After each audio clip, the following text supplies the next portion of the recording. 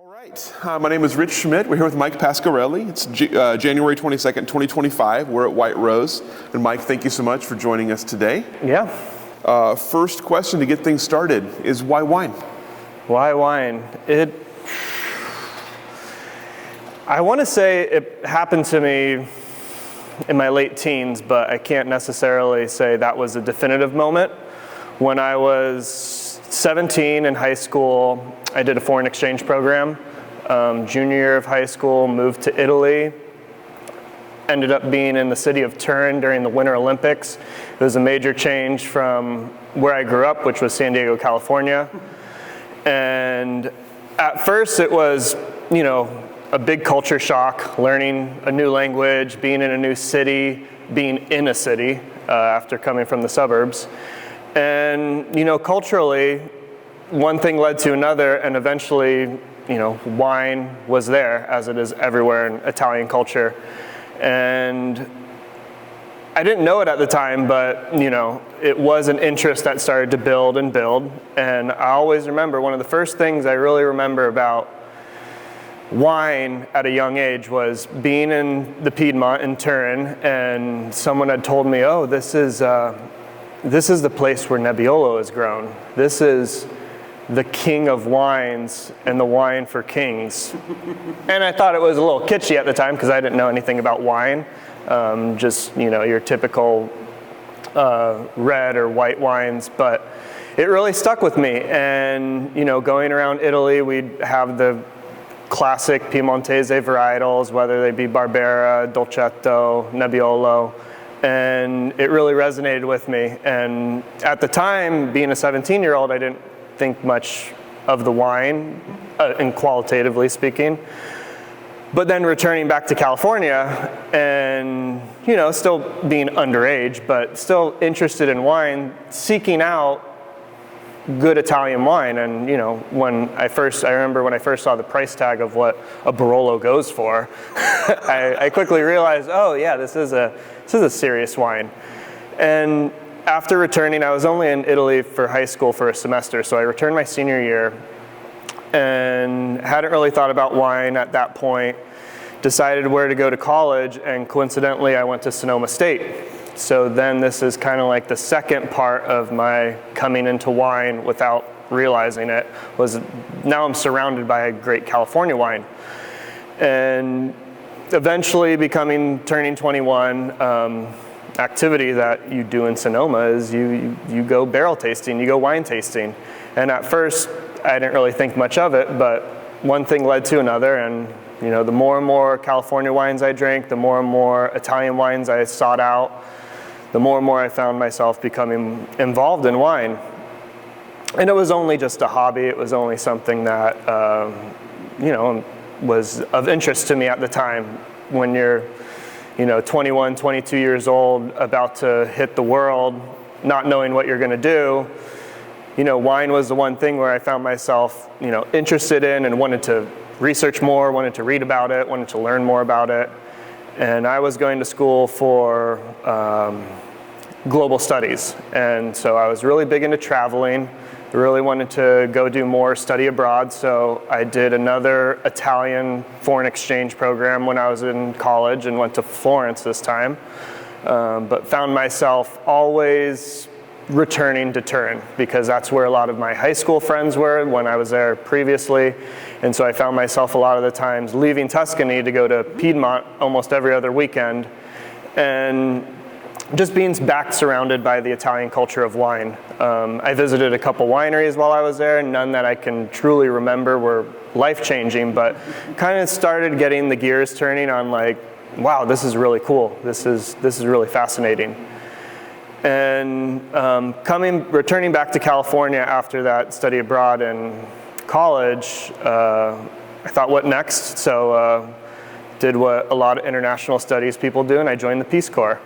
And my program wasn't scheduled, it got postponed, I should say. So after I graduated, I had about 6 or 8 months to kill. And so I moved back to San Diego. I thought to myself, well, maybe get a job in wine, something that interests you, something that might come a little won't be viewed as work. So I got a job at a Italian restaurant, and I also got a job at a wine shop in downtown San Diego, which was very transformative. Little did I know. And so at the time I was, working off my student loans, so I worked every hour I could get. So my days were at the wine shop usually from 10 a.m. to 5 p.m. and then I would skateboard over to the Italian restaurant in Little Italy, San Diego, and then finish my nights from 6 to close. And that was the bulk of my week. I worked more doubles than I did just one job a day, no days off. Didn't know what it meant to have PTO or vacation time. It was just a constant, wake up and go. And the days that I weren't working at the restaurant, I'd work at open to close at the wine shop. So I was pretty much always there. And, not only at the wine shop did it expose me to wine, but it exposed me to a whole lot of other things. Like they focused on a lot of spirits. So they had a great tequila selection. And this was also during the time of the whiskey boom or the bourbon boom. So it was when, people were coming in asking about Pappy Van Winkle and a lot of the older Macallans, and I began to get really interested in whiskey at that time too. And at the wine shop, I'd sit in at a lot of the tastings, be with the reps, be with the buyers, and that was where I gained my foundational understanding of wine regions and wine styles. And so I remember early on when I was in San Diego, I was like, well, how am I going to learn about wine? I don't necessarily want to go back to school for it. So I remember I had a Amazon gift card for it was $100, and I just went and I bought the Wine Bible, the Kevin Zraly's Windows of the World, and the Secrets of the Sommeliers. And I remember I just read all three of those books and thought to myself, okay, like this is foundational into grasping wine in general and what is it. And from there, I just ran with it. I would research certain bottles or certain regions and focus on, I really want to learn about this region. I really want to learn about this style. I really want to learn about this varietal. And that really expanded my knowledge. And I just kept tasting and drinking and tasting and drinking. And before I knew it, the Peace Corps came calling. And it was like, okay, now I got to go. And I went out to Morocco. And I was a youth developer in Morocco. And Morocco is a Islamic country, so alcohol is almost entirely banned. There were certain areas where you could purchase beer and spirits in certain metropolitan areas, but I always remember it was, you'd walk into the supermarket of a larger town like Rabat, and if you wanted to purchase alcohol, it was almost like going into the adult section of a video store. It was its own cash register in the back of the store, and you sneaked out the back door without anyone seeing you purchase the alcohol. So it was a totally different culture of Italy. Alcohol is viewed very differently in that country. And after being there for a few months, it's a 2-year program. After being there for a few months, there were certain things back at home that I felt calling me back. One of them being a girlfriend, another of them just being like, what are you going to do after this? What follows the Peace Corps? Am I going to pursue a master's degree? Am I going back to school? Am I going to work for the State Department or an international organization?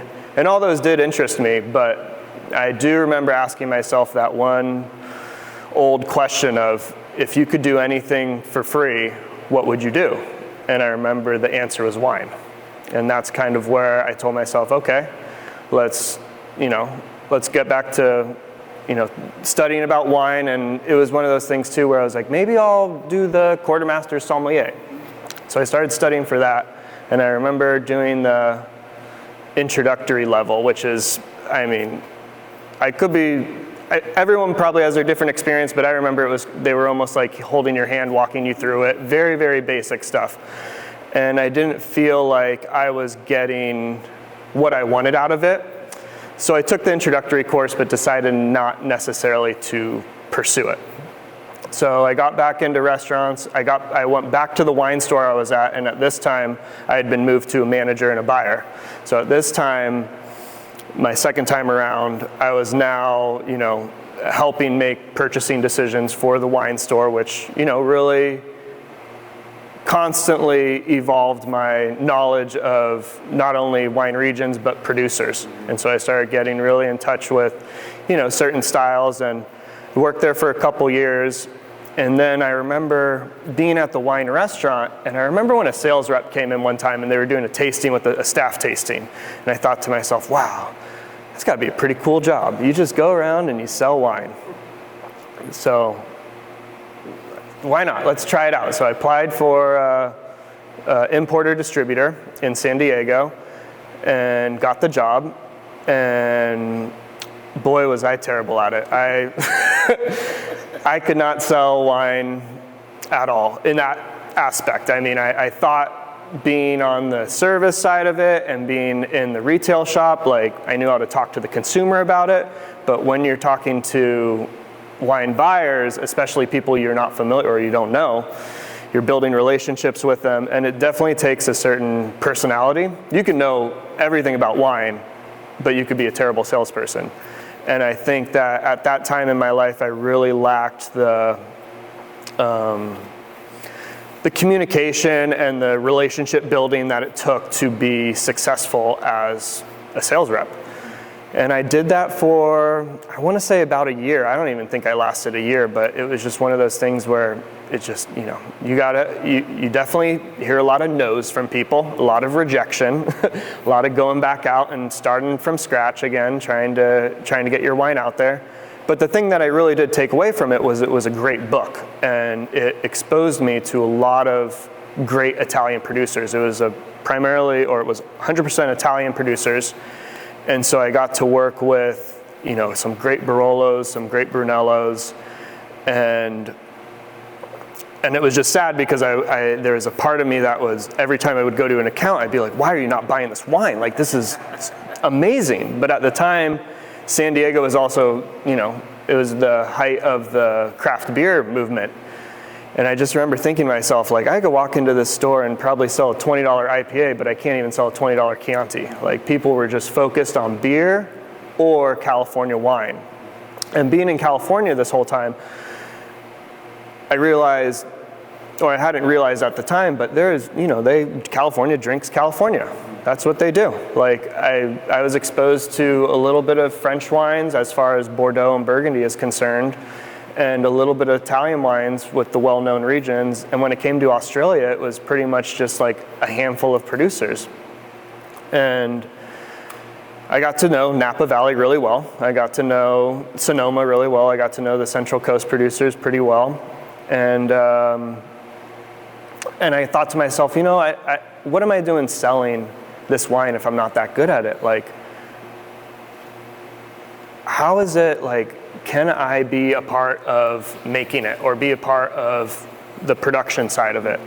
And I remember I came up to Oregon in 2013 and was visiting a friend in Portland, and we went wine tasting, and we came up on this exact hill, and we went to Archery Summit, we went to Domaine Serene, and we went to Domaine Drouin. And I remember being at the Domaine Drouin tasting room and looking into the barrel room, and there was someone working, just pulling samples probably, and I thought to myself, that looks like a cool job.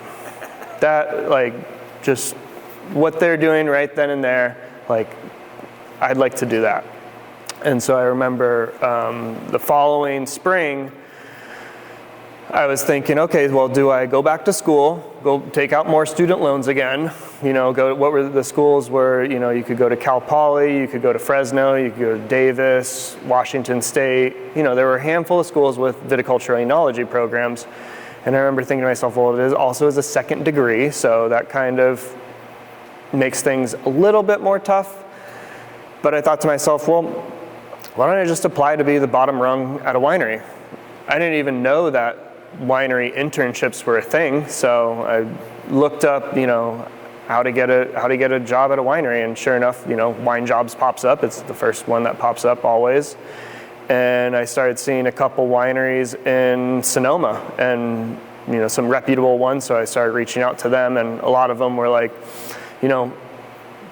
need 1 to 3 years experience, forklift experience, you need all this. And I'm like, I'm just a noob. Like, who's gonna hire a green guy coming from the service industry?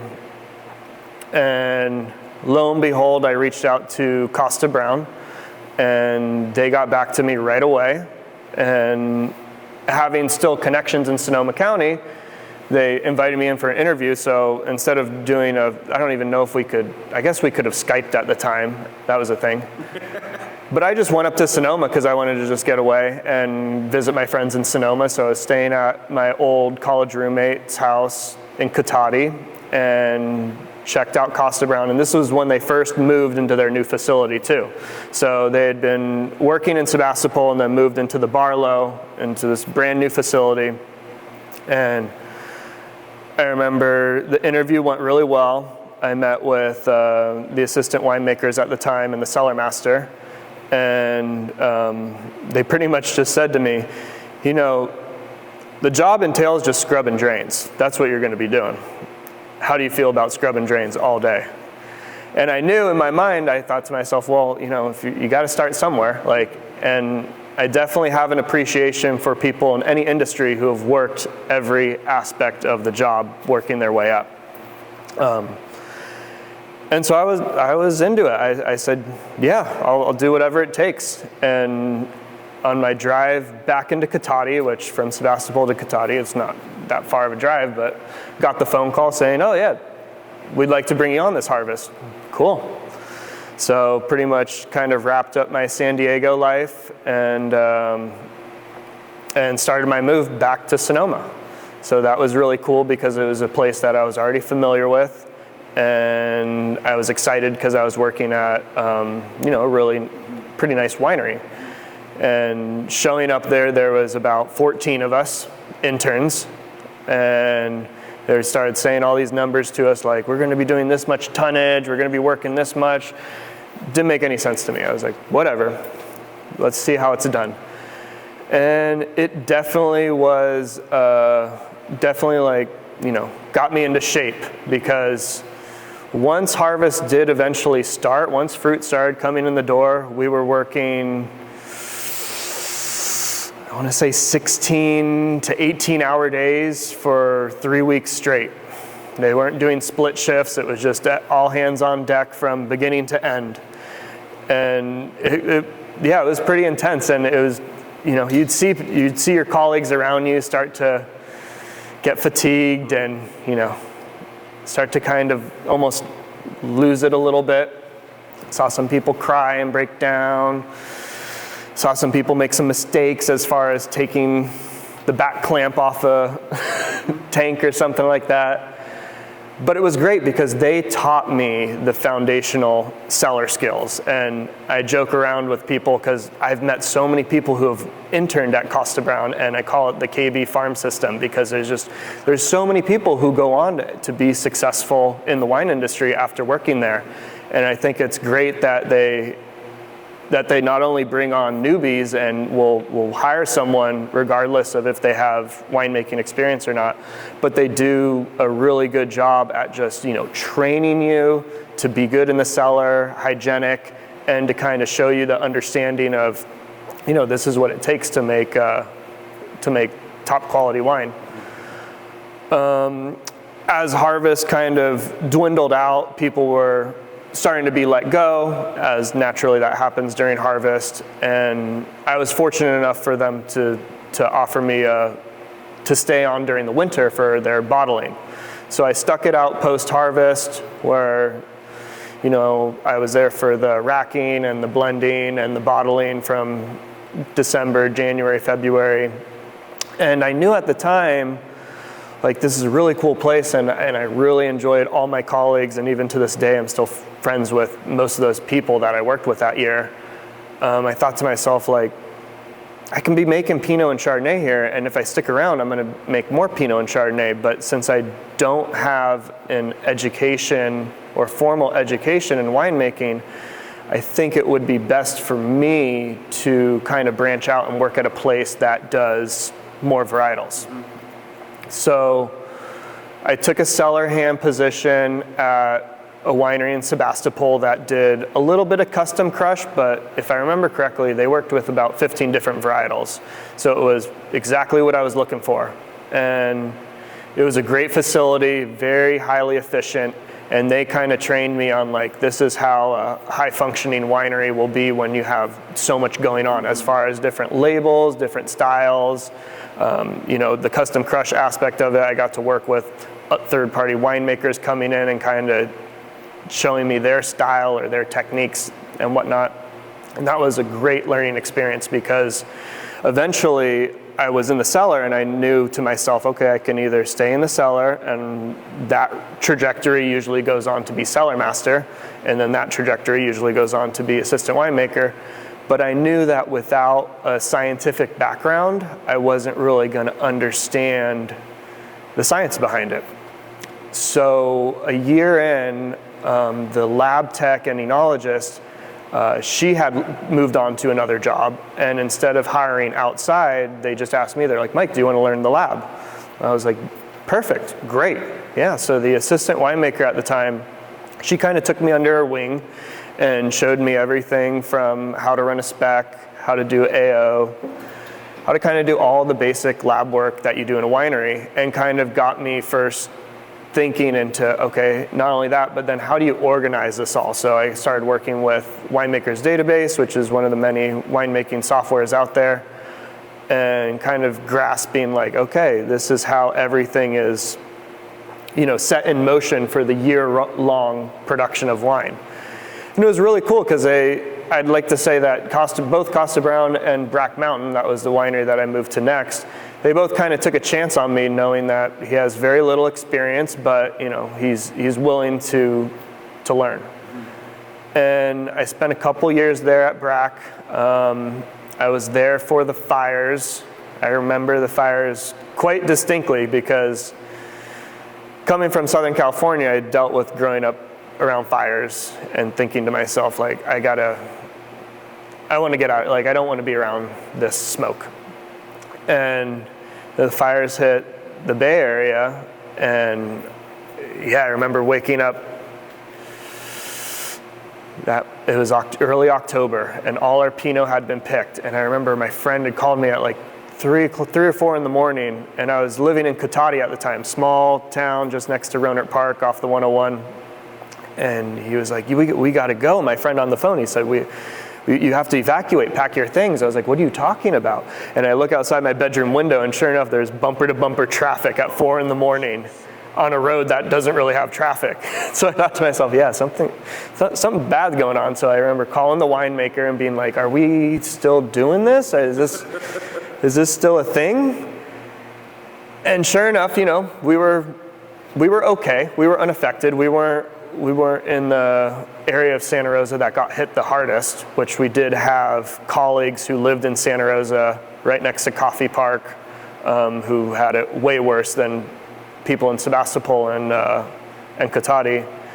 But I do remember that harvest as just being, really nice in the beginning with all the Pinot, and then by the time the Cabernet was coming in, that's when it started to smell bonfire. And that was my first real exposure to, okay, how do you deal with smoke taint? Because still we're still trying to figure out really how to work with smoke tainted grapes. But it was kind of the first,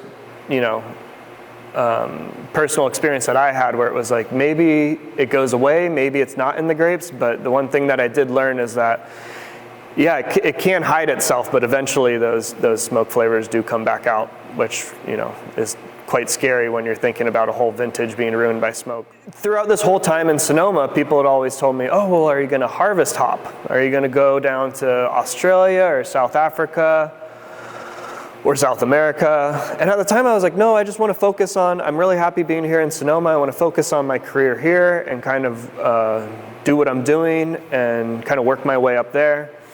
And then it was up until I turned 29. And the cutoff point for Australia is like, if you go before 30, it's really affordable, it's quite convenient. Once you're over 30, it becomes a little bit more expensive, a little bit more difficult. So I remember thinking to myself, you know what, if I don't do it, I'm gonna, I'll regret this. So I reached out to old colleague I knew actually back in Italy who's Australian and was living in Sydney, and he had done a couple harvests in Tuscany. And I was like, do you have any connection with anyone in Australia? Thinking like, oh, I'll probably go somewhere to one of these bigger wineries that I'm familiar with in California. And he was like, yeah, I'll reach out to a friend. And he hooks me up with a winemaker in Rutherglen, Victoria. I'd never heard of Rutherglen before. Didn't even know that they really made wine in Victoria. And I thought to myself, weird. I thought I would be going down there and I'd be making Shiraz or, doing that kind of stuff. And I remember talking to them at Rutherglen. And they're like, well, Rutherglen is known for its fortified muscat. And I thought to myself, oh, okay. Well, that's a wine I've never made before. So, I was all on board. I was like embracing the unknown and thinking to myself, yeah, let's go check out this new region that I've never heard before. So I kind of packed up my life again and moved out of Sonoma and kind of sold everything I had, put everything into a backpack, and I told myself, well, I'm going to do the harvest hopping that people have always talked about, and kind of there's no end point. It was just put everything in a backpack and go to Australia and go from there. And I remember... What year was that? That was January 2018. So January 2018, I left. I just arrived a week before Australia Day. So it was their holiday. And then right after that, I started work, because the place that I worked at was a giant facility, way bigger than I'd ever seen in Sonoma. So I went from kind of working with large tanks and a lot of fruit to then being exposed to tanks where you have to walk up flights of stairs to get to the top of it. And I thought to myself, and I had been told this too, and it's all relative. If you want to be a good winemaker, it's good to understand the small production scale and the large production scale, because I know that there's some people out there who only want to work at small artisanal places and kind of they don't want anything to do with the larger factory style wine. But it was definitely, genuinely a great experience. And on top of it, the winemaker there had his own smaller label, and he lived in this small AVA called Beechworth. And I had never even heard of it before, except one time I had a Shiraz from Beechworth.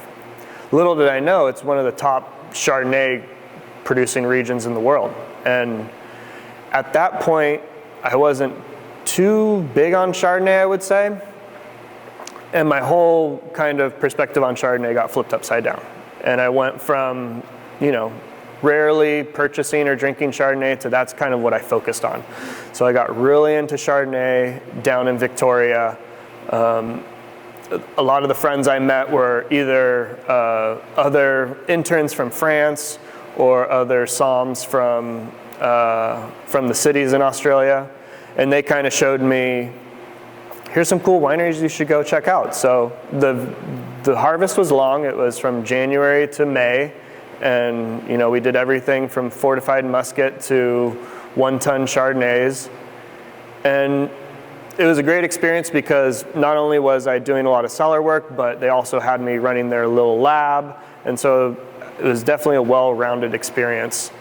And just going to places like the Mornington Peninsula and going to Tasmania and checking out those regions, I almost wanted to stay another year. And to this day, I don't know why I didn't stay another year, but it was really eye-opening, because this whole time I thought, well, Australia wine is these just 3 main regions, and I never went to Margaret River, I never went to Adelaide, I never went to those regions. I'd love to go back and check them out, but from my time being in Victoria, that was, I could have spent a whole nother year there just exploring.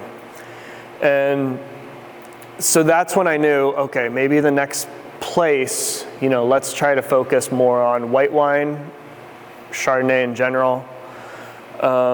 but But kind of threw that in the back of my mind for the moment, because this trip that I was on, this backpacking trip, I wanted to just, continually just go from place to place. So in between harvests, I was like, my next stop is going to be Europe, because I know if I don't do Europe now, it's going to be really tough to do Europe if you have a full-time job in the States. So I started emailing all these places in Italy, because I knew that Italy was the place I wanted to go back to and learn Nebbiolo, ideally somewhere in the Langhe. So I started emailing all these producers, and sure enough, it's not easy to to track down an internship, a paid internship, albeit in Europe, whether it's France, Italy, Spain. And so after 50 or so emails, with about maybe a quarter of them, the producer actually got back to me and said, no, we're too small, we don't bring anyone on. I remember thinking to myself, well, I'm sure there's places where you can volunteer. And during college, I had a lot of friends who were big into woofing, which is, it's organic agriculture, organic farming, and the farm usually puts you up, feeds you, and you work on their farm. So I went on there, and little did I know, about, maybe 15 or 20 different wineries were on there, all small family-run wineries, which was kind of what I wanted after working at the larger place in Australia. And I found this winery in Monferrato, and I didn't really know much about it, because I thought, this isn't Alba, this isn't Barbaresco, this isn't Barolo. Okay, I'll check it out. And I remember showing up there, and their main grape is Grignolino, which was another grape that I knew nothing about.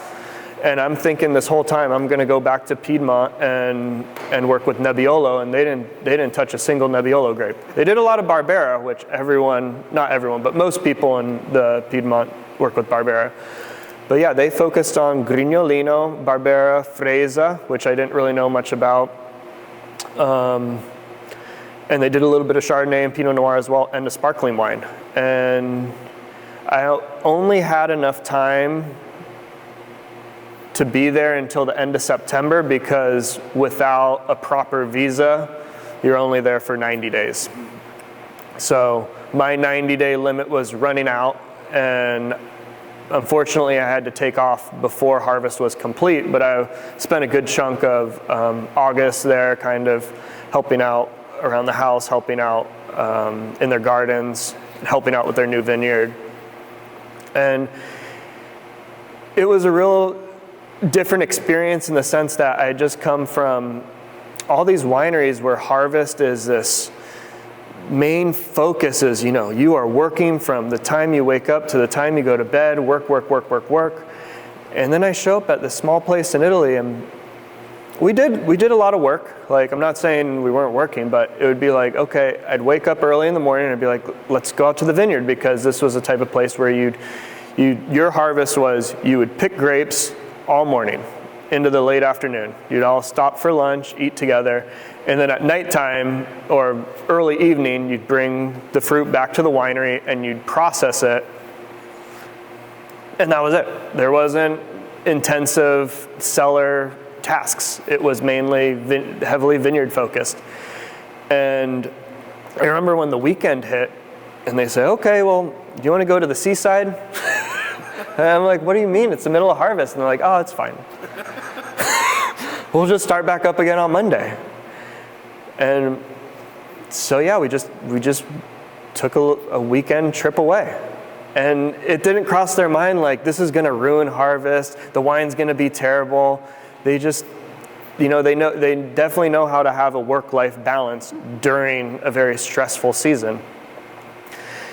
And I remember their tanks were great. They had, a lot of the tanks were automated, so that it wasn't necessarily like I needed to go in and do punch downs. A lot of them were just on automatic timers that would do pump overs, whatever you set them to.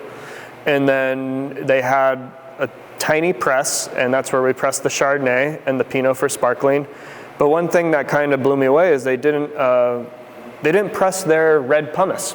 So they drain the wine, and with Grignolino, it can be very tannic, so you don't want to necessarily press it. And then we just load it up, and all the pumice would go off to the communal distillery for grappa. And I thought to myself, wow, I don't have to worry about cleaning the press after red grapes or worry about press cuts or anything like that. It's just whatever drains out of the tank, that's what we use. And they weren't so focused on the volume. They were just like, this is how we make our wine.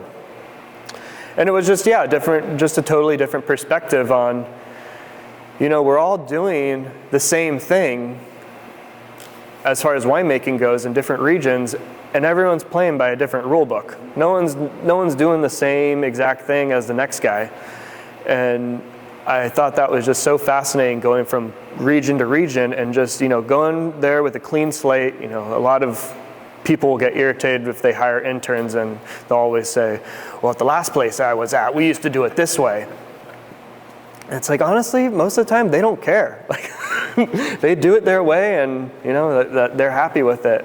And one thing I have realized too, going from winery to winery and region to region, is something that might have worked in California isn't necessarily going to work in Italy, or something I did in Australia isn't necessarily going to work in Oregon.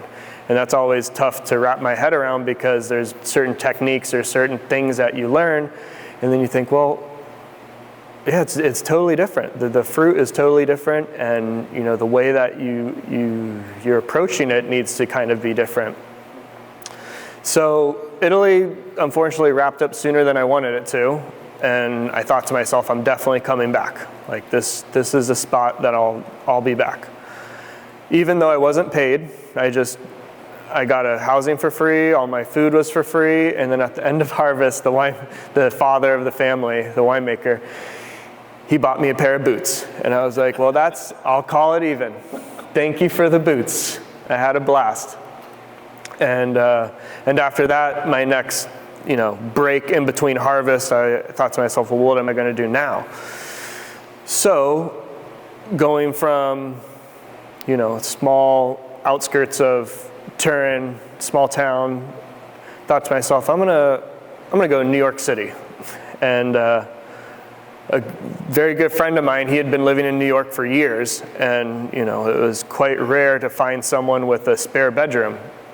And so I pretty much asked him if I could stay with him for a few months. I gave him 6 months rent kind of up front from most of the money that I made in Australia, because in Italy I didn't spend anything really. It was just being at the winery, and you're not making money, but you're not spending money. So I had all that money left over from Australia, kind of just gave it to my friend, here's 6 months rent. And I wanted to get another job in wine, but there's not too many, I obviously wasn't going to do production. There are a handful of urban wineries in New York, but I kind of just hit the street with my resume and went around to all the wine shops and just dropped it off everywhere. And lo and behold, someone got back to me in Lower Manhattan, and a wine and whiskey shop, and it was surreal. And so they brought me on as just assistant manager, kind of just running the wine shop, open to close. And it was right there next to the World Trade Center. And I just remember every day I'd get up from the Fulton station, walking up the stairs, and the first thing I saw was the World Trade Center building. And I was like, wow, is this my life now? Like last month I was in the countryside in Italy, and now I'm right here in the middle of Lower Manhattan in the financial district. And that was really cool because, I got exposed to dealing with the consumer again, which I hadn't done in quite some time. So I was back to running a wine store, which was nice. And we sold everything from Oyster Bay to the most prized Pappy Van Winkle. And you would get all walks of life coming through that store. It's one of the most heavily trafficked areas in the world, probably. And yeah, I was there for the winter. So I was there from October till April, and no vacation. So I stayed during the holidays, and I really enjoyed my time living in a big city again, and kind of got that itch out, because I feel like everyone kind of wants that feeling of living in a big city or being around the hustle and bustle, which I really like. I mean, it's nice especially in New York, where people, they say the city never sleeps, so there's always something going on. There's always a new restaurant to try. There's always a new place to go. And from there, coming back to America, because in Australia, obviously, you're not drinking a lot of American wines. You have a handful of American wines, and then in Italy, it's almost non-existent. You're not going to find American wines there. But the thing that was kind of shocking in New York was, I mean, this is my own personal experience, was there were a lot more Oregon wines that I found on wine shelves than California wines. And that's when it kind of came back to me, and I was like, California does drink California, and there's nothing wrong with that. And I just got more and more involved with Oregon wine being in New York. And so I thought to myself, well, my next stop is going to be Oregon. So let's start reaching out to some people. And I had a couple connections out here. And one of my old colleagues from my Costa Brown days was working here. And she kind of helped me out, put me in touch with a few people. And she was working at Bergstrom Wines at the time. And she just said, why don't you just apply for Bergstrom? Like, come work with me. So I was like, sweet. Bergstrom makes great Chardonnay. I would love for the chance, to kind of experience that and kind of learn the process and the growing of great Chardonnay. So interviewed, took the position, said, yeah, I'll come on early, because I'd like to come on early and kind of help out with their bottling, because their bottling was before harvest. And yeah, so I left New York in April, but I had, May, June, July kind of to continue to travel. So another thing that I always wanted to do was go fishing in Alaska. So I went from New York, I hopped on the Amtrak, took the train across to the West Coast, and then a friend of mine was living in, one of my friends who was living in Sonoma at the time, he was an Alaskan native, and every summer he would go fishing. And he had just bought a boat, just got a license to do his commercial fishing on his own. And so I was like, let me be your deckhand. Let me come see what it's like. So me and him got in his car, drove from Sonoma to Anchorage, did the Alaskan Highway, which was awesome. And I spent the summer fishing in the Prince William Sound. It was mind blowing, because that was where the infamous Exxon Valdez disaster was years and years ago. But we're fishing in this beautiful, beautiful landscape, not a soul around. The only other people around were other fishermen. But just had a great time in the summer, and I thought to myself, man, if I could do my early 20s again, I would definitely do the harvest, salmon fishing, because there's a lot of people who do harvest, ski instructor, or work at a ski resort, harvest, ski. But the harvest, salmon fishing, if I could tell my younger self what's a cool thing to do after college, that's probably what I would have done for a couple years, because you work really, really hard for a couple months, you have some time off to kind of kick back and spend your money, and then you go back to working real hard, and you get to travel. But then coming back down from Alaska, I was then moving to Oregon now, still living out of my backpack, and at this point it had it hadn't quite been a full year. So it's it had been a full year. This was year 2. And so it's August 2009, or July 2019, I think I got to Oregon and started at Bergstrom kind of right away. And the first thing I remember in Oregon, my first weekend here was helping a friend out pour at the IPNC. I didn't even know what IPNC was, but it was a fun event. It was great. That was my first experience in the Oregon wine scene at that time. And the next thing I knew, the Bergstroms put me up at their vineyard house, and it was their intern house at the time, and I was the only one there. The other interns hadn't started yet, and so I didn't have a car, so I didn't go anywhere. I just stayed at the vineyard for a couple weeks until eventually I was able to buy a used car and could travel into town, into McMinnville. And before I knew it, harvest started at Bergstrom, and It was a little reminiscent of my first harvest at Costa Brown in the sense like we started real early and we worked real late. It was, all hands on deck. We were there all day, every day. And, there's just something about that environment where there's some people who really thrive in that environment and really, get them going. And that's what hooks a lot of people, I feel like. And little did I know, another intern who was also just arrived at Bergstrom ended up to be my future wife. So we had met and we started our casual summer camp type romance that happens at a lot of wineries between interns.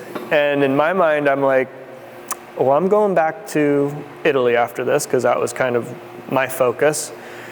And her focus, she thought she was going to return back to New Zealand. And little did we know, we were both offered full-time jobs at the end of harvest. And we ended up staying in Oregon, staying at Bergstrom, got a place together, and then COVID happened. And so at that point, it was really like, okay, wouldn't have been wise to really pick up and move. So, our work life honestly didn't change except for there were fewer cars on the road, but we still showed up every day to work. It didn't necessarily affect us because I guess winemaking was an essential business during that time. And, it was my job at Bergstrom, I was the enologist, so I kind of stuck to myself and was in a separate building the entire time and, was alone. But I really got to understand the year in and year out flow of the Chardonnay there. Of course, we did a lot of whole cluster Pinot Noir too, which ultimately got me really interested in whole cluster Pinot Noir, but it was the Chardonnay program there that I was really interested in, and I'm really grateful that I got the chance to spend a few years there kind of understanding how they make their Chardonnay and what makes it so special.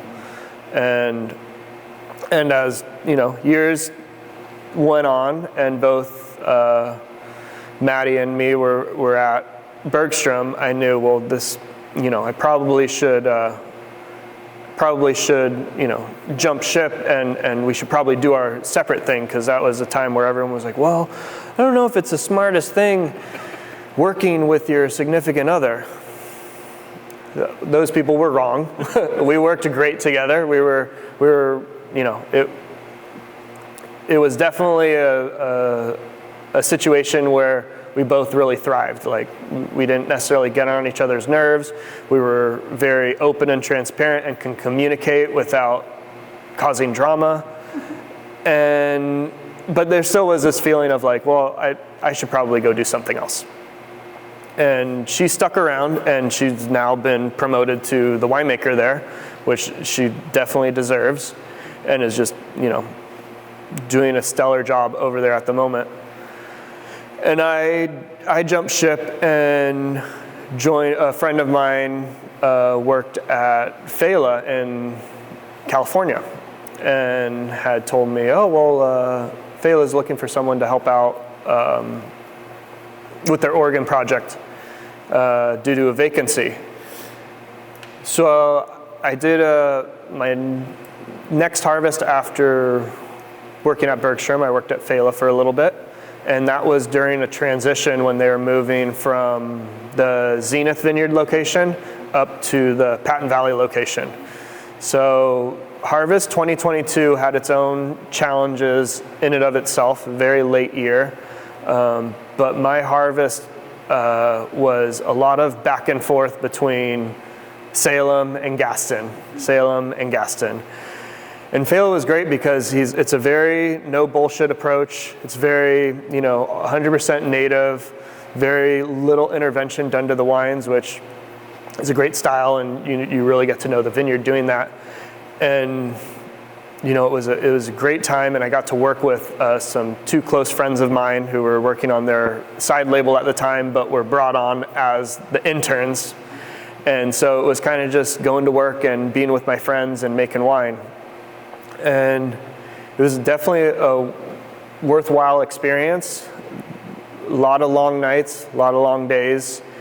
And it kind of got to a point where, I was really burning the candle on both ends. And I was just working myself, pretty thin and losing a little bit of sleep. And I was getting to that point where, is this what I wanted to do in winemaking? Is this the whole, what would I do if I didn't get paid kind of mentality? And it was starting to weigh on me. So after a little bit of reflection, I was like, I need to just kind of take a step back. So I kind of realized I got in a little too over my head with that role, and realized I wasn't quite prepared for it or ready, and told myself, all right, I need to kind of evaluate like where my headspace is. Took a little time off, and when I was at Zenith, Greg Ermini, who was new here at White Rose, he had only started in 2022. He had crossed my path at Zenith because he was purchasing fruit there. Never kind of met him, and this is during harvest, so I'm kind of pulling my hair out and running around. It's super hectic, super stressed out, and I vaguely even remember introducing myself to him and kind of blowing him off and saying, I'm too busy. But lo and behold, come springtime, after I had been unemployed for about 2 months, he reached out and said, hey man, like, I heard that you're on the market. Do you want to come check out White Rose? And I honestly didn't know too much about White Rose. It was kind of mysterious to me. I had drinking some of the wines before, and they were fantastic, and I always thought of it as this high quality whole cluster Pinot producer. So I came and checked it out. I came and walked around with him, walked around this tank room, and at first I honestly was a little skeptical about it, and then I realized this is exactly the type of place I wanted to be. The size of production, the scale, the quality. I'm not the best manager, so I don't have any employees. It's just me in the cellar. And the first harvest was, it was definitely working out some of the kinks, understanding the little quirks about this place, understanding that, you can't necessarily, utilize a forklift for most of it. And I really embraced the small handmake, or the small production, artisanal, handmade aspect that we do here at White Rose. And another thing that was going on here is we were kind of transitioning to a new brand, where you'll soon notice that the labels are now changed. We've moved away from single vineyard designates, and we're now crafting wines that are emotionally evocative. So when it comes to blending, what I've been used to is let's build a single vineyard blend. Okay, these barrels are all from this vineyard. Let's pick out the barrels from this vineyard that best represent this vineyard, and that's a single vineyard blend. Whereas here, we're trying to identify certain subjective beauties in wine, whether they be, is someone looking at this as, is someone looking for a more powerful style of Pinot Noir? Is someone looking for a more elegant style of Pinot Noir? And we're trying to identify those certain aspects of Pinot, and instead of restricting it to a single vineyard, we're choosing all of our barrels, and we taste through many times during the spring to build a blend that kind of best represents a certain style that can then connect with the consumer in a certain way. And that's where the owner, Greg Sanders, is kind of coming from, is that he wants his wines to connect with the human and not necessarily just represent the land.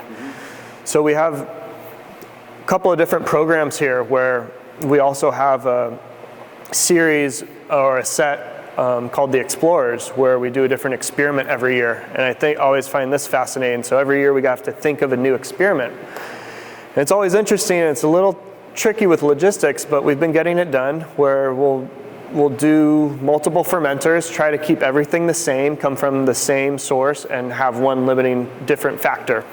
So before I came here, we did a yeast series where we did all the same wine, and then 6 different fermenters were inoculated with a different yeast. Not necessarily all Pinot Noir yeast either.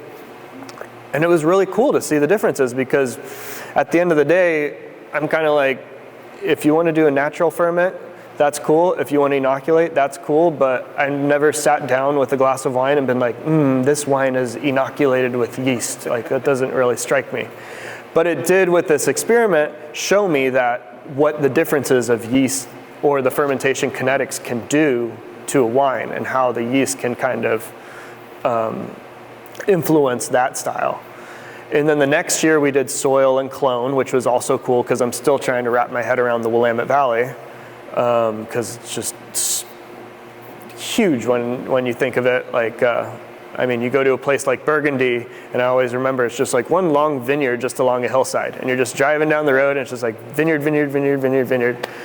And it really makes sense why they're more terroir driven, because it's all kind of connected and really representative. Whereas in Oregon, it's a much more diverse landscape, in the sense of, the soils that we have, all the different clones that we work with, the different aspects. There's just a lot more variables here. So here at White Rose, when we make our wines, trying to kind of craft a certain style of wine over trying to express a certain vineyard, I do appreciate for what we're doing, because it does kind of show, okay, how do we make the best wine possible instead of restricting ourselves to a single vineyard? And there's plenty of people here in the valley who base their models off of single vineyard models, and they all do a fantastic job of doing that. But I do find it interesting that every year we're always trying to do a different experiment, and we're now moving towards even holding back a few barrels and trying to see, okay, if we have Pinot aged for 20 months, 30 months, 40 months, how does this go? And how will we incorporate that into one of our many blends? So it's been definitely a big learning curve here, kind of to understand where we're going. And at the same time, it's really exciting, because it's not the standard recipe of like, okay, we're going to pick these grapes at this time and going to make this single vineyard and try to, create the same wine that we made last year, or kind of represent that vineyard in that style that we did in the previous years. So it is that bit of a challenge.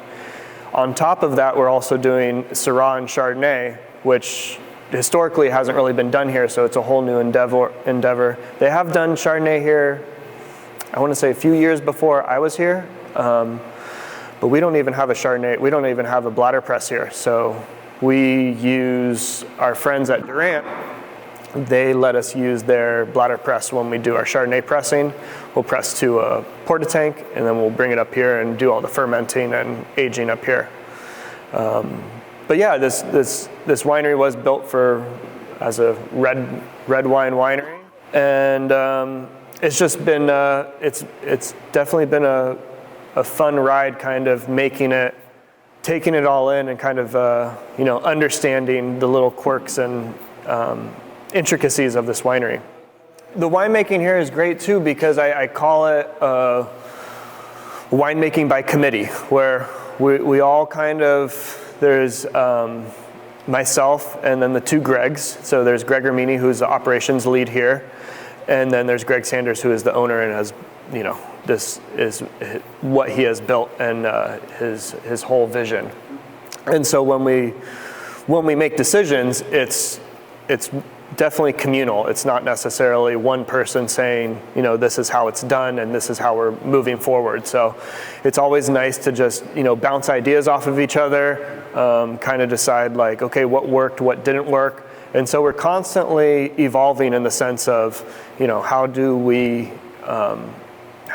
elevate our product to make a better wine next year in and year out. And yeah, so now I've now done 2 harvests here, and it's getting smoother and smoother. My first harvest here, though, was the most that we've kind of scaled it back each year, and then next year we're scaling it back even a little bit more. So it was nice that first year to kind of like hit it head on and totally max out the barrel space in here and our capacity.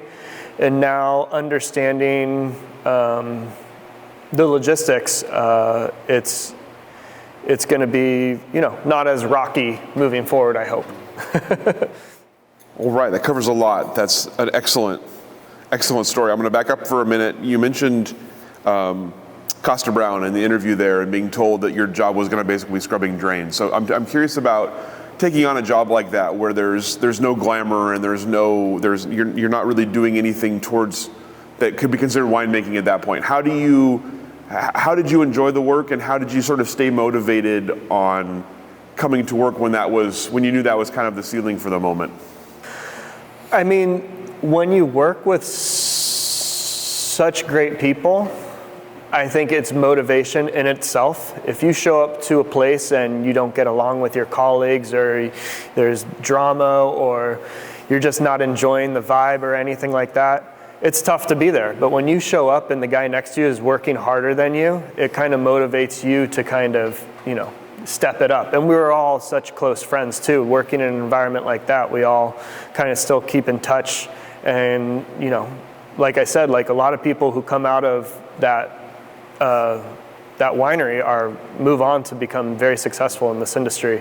And yeah, I think I can't speak for all the years because I was only there for 1 year, but I do think it's crucial that you have a solid team of not only full-time personnel, but of interns too, because once everyone's on the same page and kind of has the same mindset and the same singular goal during harvest, I think that really helps out, whether you're doing pump overs for 12 hours a day, or you have, you finish your AM punch downs, and before you know it, you're tasked to do the PMs and you got to do everything over again. Or you're just cleaning the press every day, and that's what you're doing day in and day out. But I think, yeah, the communal aspect of it and being around, positive people and people who are all in it for the right reasons, I think that really is a great kind of inspirational point. Tell me about the through lines you've seen. Obviously, you've worked a lot of places, different sizes, different regions, different types of wines, obviously different countries. Tell me about what are the consistencies? What is it you've seen in the wine industry that kind of ties the global industry together? From my personal experience, one thing that I've really appreciated is the respect that a lot of the winemakers have for their colleagues, and how everyone's kind of respects what everyone else is doing. And it's much more of a communal environment of sharing ideas and talking to people and being interested in what other people are doing, and kind of going out and traveling and learning something new and not being so closed-minded. And I just like the aspect that people are always trying to not necessarily rediscover something or reinvent the wheel, but they're always trying to learn something new from someone else. Because honestly, when you go out and if you were to go to a wine store and buy 5 different wines from 5 different regions, they're going to be different wines. But when you go to individual regions and experience their wine, where it's grown and where it's made, those experiences in and of itself kind of tell those wine stories and kind of really open your mind up to, that's why they do it that way, or that's why they label it that way, or that's why they, do the style that they do, or why they're known for this. And given that, tell me about how Oregon compares to other places you've been, both in terms of sort of winemaking style and in terms of, I guess, sort of quality, farming quality, wine quality. Where does Oregon sit? Well, I think Oregon is fascinating because, like I was saying, the Willamette Valley is massive. I mean, our AVAs, you can drive from, up north in the Tualatin Hills to down south, down to Mount Pisgah, and you're just driving through vineyards. And each kind of AVA represents its own little identity here in the Willamette Valley. And although, our primary focus is Pinot Noir, which I think is a good thing, and kind of, it's a blessing and a curse because people will just rely so heavily on Pinot Noir. But one thing that I really appreciated in Australia was everyone was just doing everything. Like, we think of it as Australia's Shiraz, but when you actually go down there and talk to people, they're doing, all the different obscure Italian varietals. They're working with all the lesser known varietals that kind of just get made in small batches. And I have seen, there's plenty of people out here doing the same thing. And I think moving forward, it's going to become more of that sense where it's like Oregon's not just known for Pinot Noir. Oregon's known for a premium wine producing region, not just a single varietal. I mean, even being here, I've kind of noticed that Chardonnay has definitely has become more popular, and more people are, planting and growing and making Chardonnay, whereas historically it's been more Pinot Gris. But I think, with a lot more like younger micro producers, just whether they're working with even Gamay, which isn't too far off from Pinot, but I see a lot more people doing Gamays, people working with Trousseau, people working with all those Jura varietals. I think it would be really exciting if in the future we don't focus so much on Pinot Noir, and maybe kind of see what else can be grown here and can be made here. And it is tough once you have a good thing, like, if it ain't broke, why fix it? But I think it is fascinating, like working with, even Chenin Blanc out here, like just, different varieties that don't necessarily get the same attention. And with that being said, coming from California, I wasn't too sold on the whole cluster style of winemaking until I came to Oregon. And working at Bergstrom, where there were some years where we did 100% whole cluster.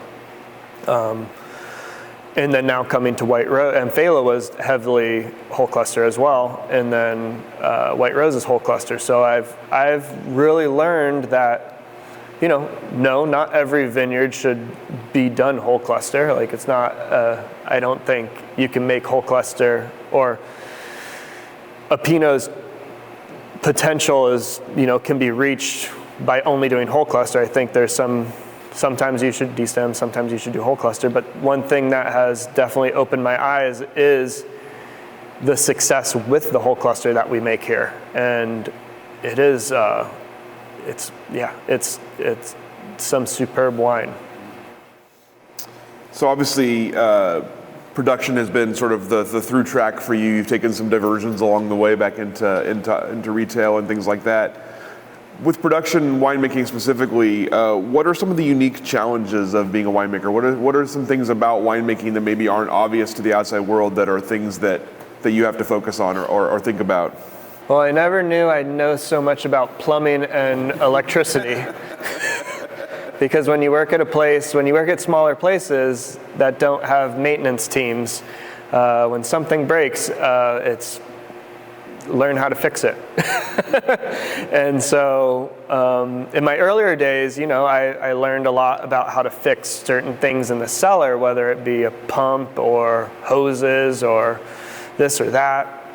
But then it wasn't until later on where it was more serious issues of plumbing issues, of electrical issues, of stuff like that. And that's one thing that I did not see when I thought to myself, I want to get in the wine industry, that, I learned those different things. But now when something breaks, there's certain times where I'll definitely need a professional to come take a look at it. But for most of it, if something breaks, it's up to myself trying to, troubleshoot it and figure it out. And in the beginning, it can be scary, but at the end of the day, you're going to learn from it. And you're going to learn not only how to fix it in the future, but how to properly maintain it and how to take care of it.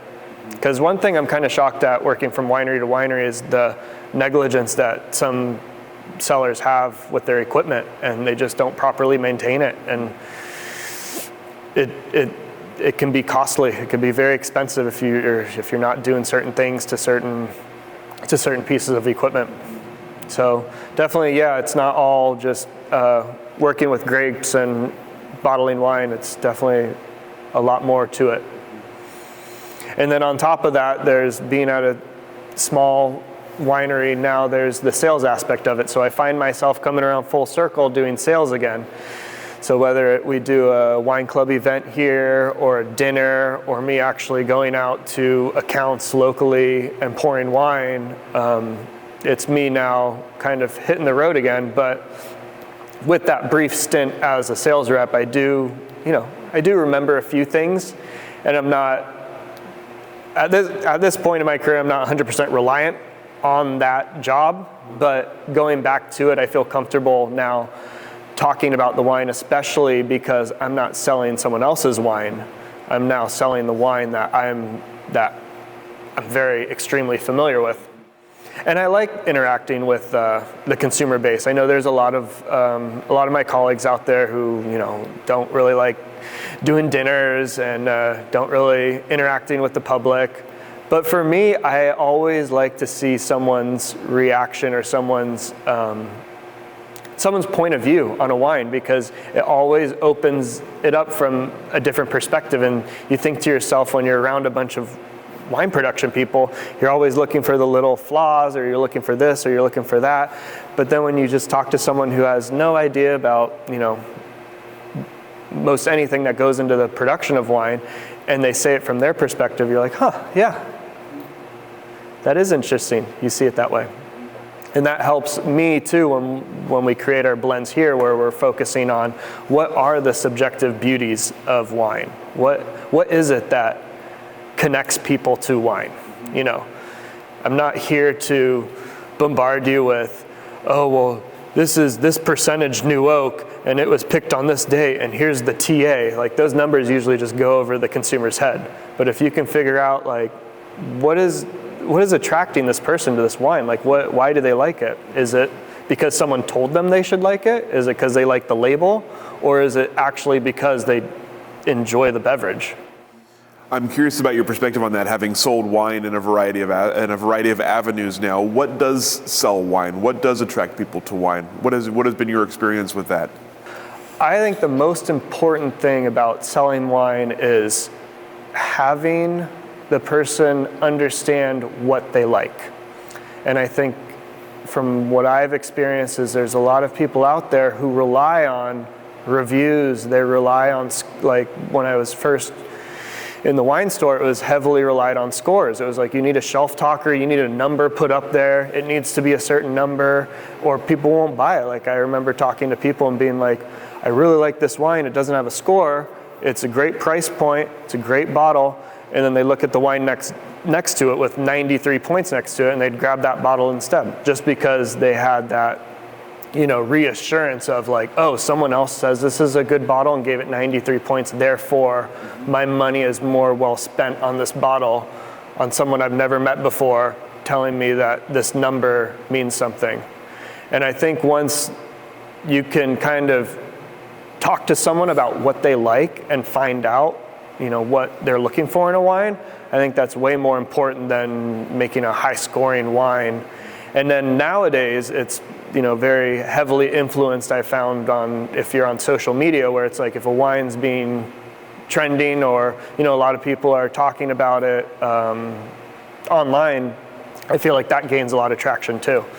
Where if you see a lot of your colleagues or friends, talking about a certain region or producer, and in the wine industry we all see it. There's definitely trends that go on where regions will become popular, styles will become popular, and then they kind of fade away, and some come back and some take a little while to come back. But I feel like overall, there's always going to be the the ebbs and flows, or the pendulum on what style people like, whether the super ripe style or coming back to the low alcohol, more acidic style. Or it's always interesting to see just kind of what's trending.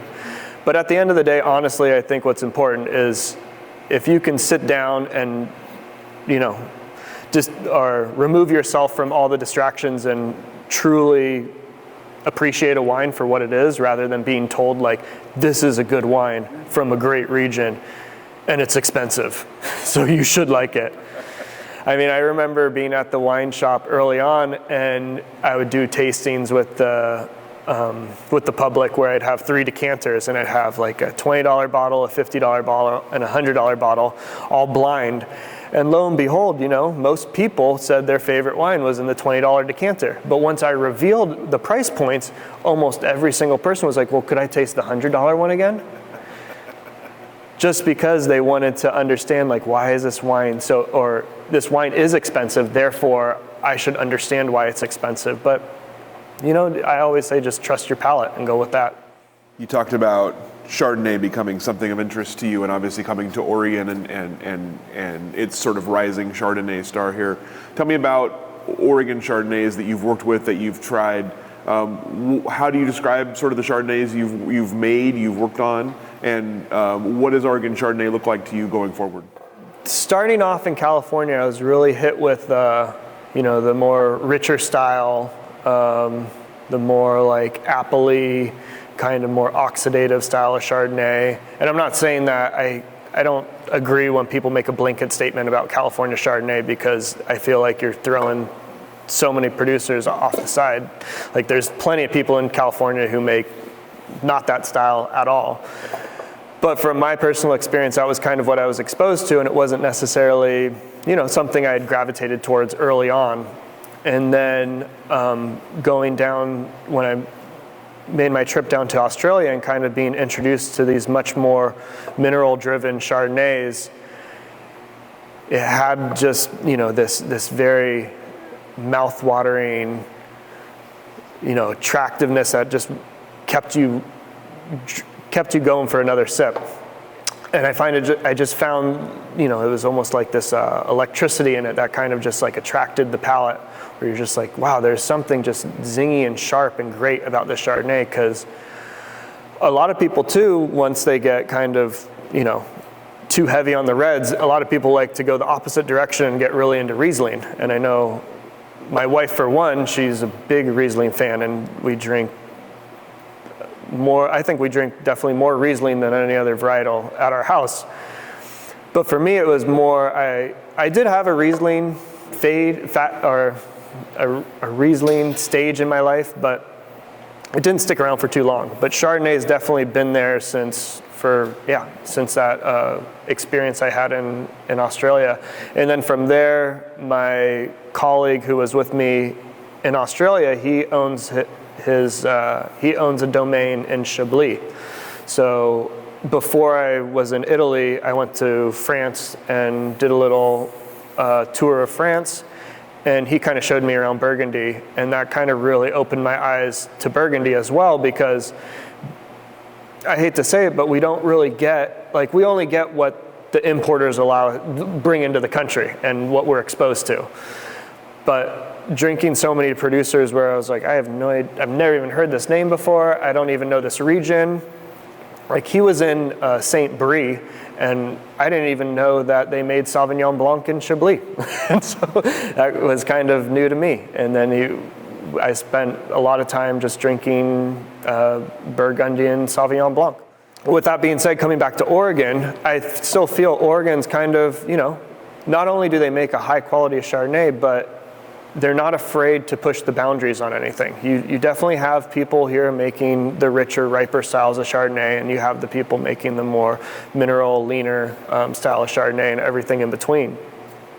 And whether you like certain notes of reduction in your wine, or you're totally thrown off by that, you can find everything here. So as far as moving forward, I don't know if there's a definitive direction that Oregon as a whole is going to go in with Chardonnay, because it's been said before, like with red wine, it's a little bit easier to mask any mistakes that are made in the cellar.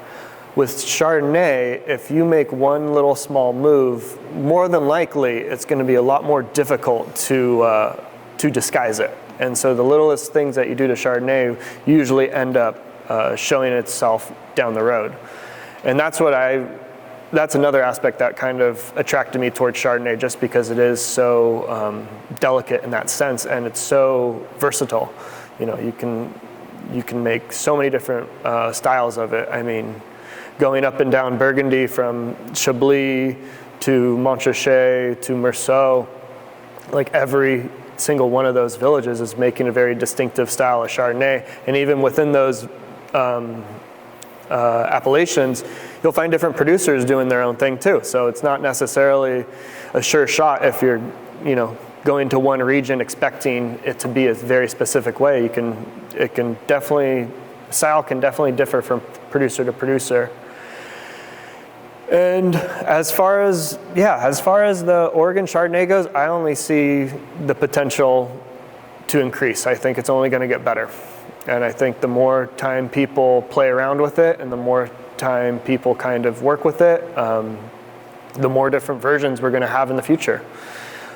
Albeit the trends are all going to, sway certain or a majority of the producers this way or that way. But from what I've experienced in my last 14 years in the industry is, there's always going to be, this pendulum swing. So obviously you've been here for a few years, you're getting your feet under you at White Rose. Tell me about the future for yourself. What have you not done yet that you want to do? What are your kind of future aspirations? I feel pretty rooted at the moment, so I don't think I'm going to pack up and leave anytime soon. Albeit I've never experienced South America. I would definitely love to go check that out. But at the moment, I am really just focusing on my work here at White Rose. There's always a potential for doing something of my own in the future, but at the moment, I don't really have a strong desire to. With it being my third year here, I still think it's very, very young in what I see White Rose can be. So I'm really excited for what the future holds here. And at the moment, I'm kind of just focused on the direction of where White Rose is going and kind of making that my top priority at the moment. You talked a little bit about sort of the future for Oregon. I'm curious about sort of 35,000-foot view future of wine. Obviously going through some difficulties right now in the wine industry and the alcohol industry in general.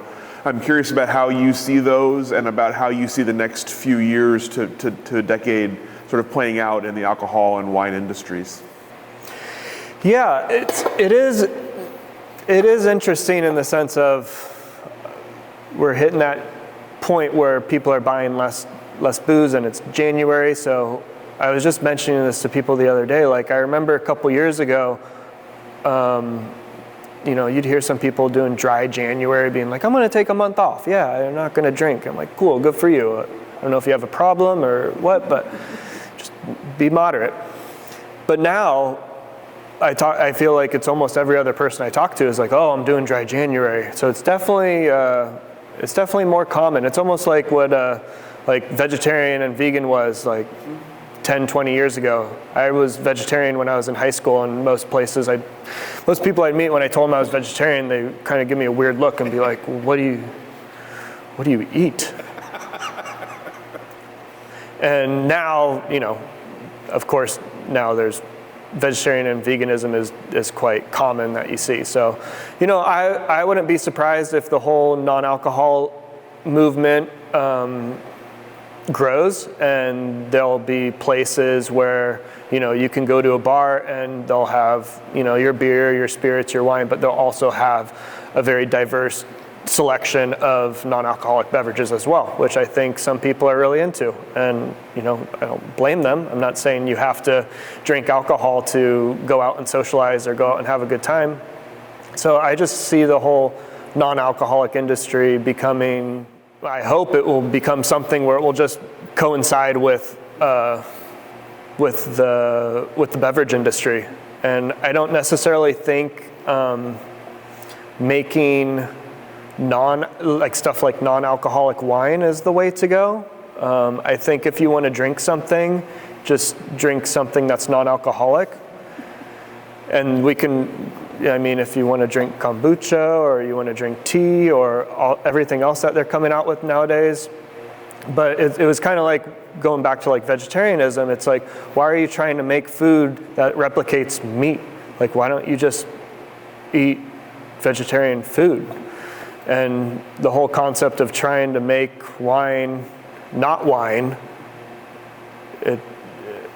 I don't know how well that will play out in the future, because yes, there are people who do non-alcoholic wine, and there's more and more people doing it, I believe, but there's also instances where, what if you make low alcohol wine? What if you make,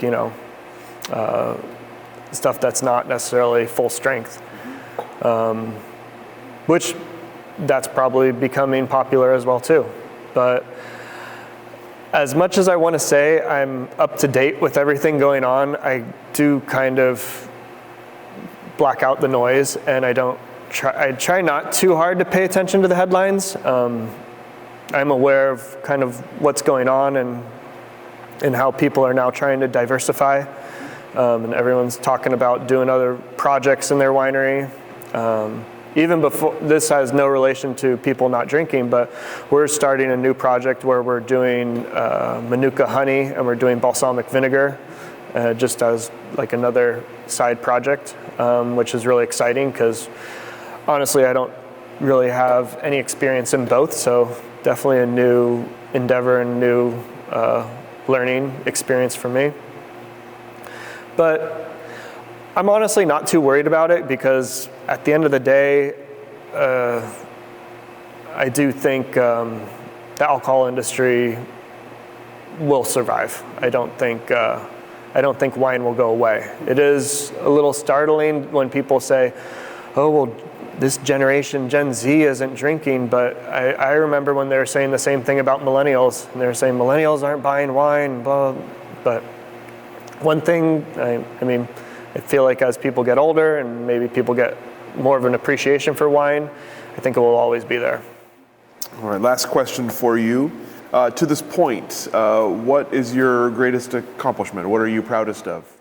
There isn't one singular moment I would say that I'm the most proud of. I think from what I just told you with my story, there are different chapters along that timeline that I was really proud of, and I don't think one necessarily is greater than another, whether it was my short-lived time in Morocco in the Peace Corps, or whether it was, fishing in Alaska, or whether it was kind of just, working my way up at different wineries, or making a nice wine, that I really enjoyed. I think all those little tiny achievements or tiny moments in time where I was proud of what I did kind of make up the whole grand scheme of this course that I'm on. And to kind of limit it to one moment, I don't think I can do. And at the same time, I'm always looking forward too. Although I do appreciate everything that I've done in the past, but I'm always kind of seeking out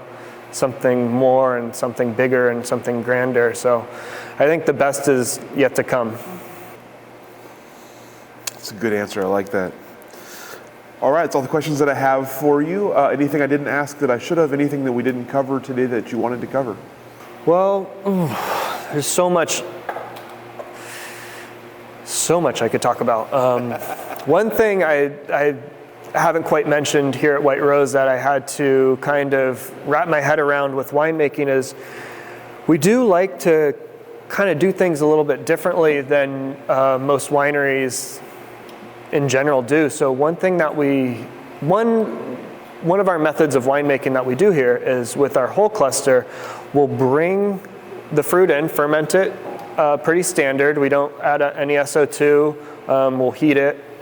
And then instead of doing typical bleeds, which a lot of people will do with destem fruit, whether they want to concentrate it or whether they want to make a rosé with the Saunier, what we do is we have our whole cluster fermenters, and then around day 6 to 10, when the bricks are getting close to zero and the alcohol is about 10%, we'll actually extract some of the wine off. So that wine that we extract off has certain aromas to it, it has certain acids to it, or I should say their acid levels are different and the alcohol levels are different. And then a couple days later, we'll do it again. And then a couple days later, we'll drain and press it. So we have 3 different press extractions from the same fermenter. But what's fascinating is there are 3 different wines, all coming from the same tank. And so I'll have 3 different lots from one tank, with one with 10% alcohol, one with 12% alcohol, and one with 14% alcohol, all different pHs and TAs, and they all smell differently. Usually the lighter one is more dried florals, dried fruits, and then with the middle one, you're getting a little bit more red fruit, and then with the last one, you're getting more dark and brooding characteristics. And we'll use those 3 components to kind of make our blends. And we don't really do any acid adjustments or anything like that, or water adds to kind of dial anything back. It's more of, well, if we need to change the acid levels or the alcohol on it, we'll use a barrel from the first extraction to kind of blend it with the heavier one, which I never really thought about before. And I'm sure there's other people who do this. I'm not saying this is groundbreaking and we're the only winery who does this, but I do find it fascinating that that's our style of blending, is making 3 wines from one and then coming back and rebuilding it in that sense. That's so interesting. Yeah, it's really fascinating. All right. Anything else? Not for today. Open mic here at the end. Perfect. Well, thank you so much for taking the time, sharing your story with us, and sharing this space with us on this very frigid January day. Appreciate you telling your story, and we'll go ahead and let you off the hook. Cool. Thanks. Thank you.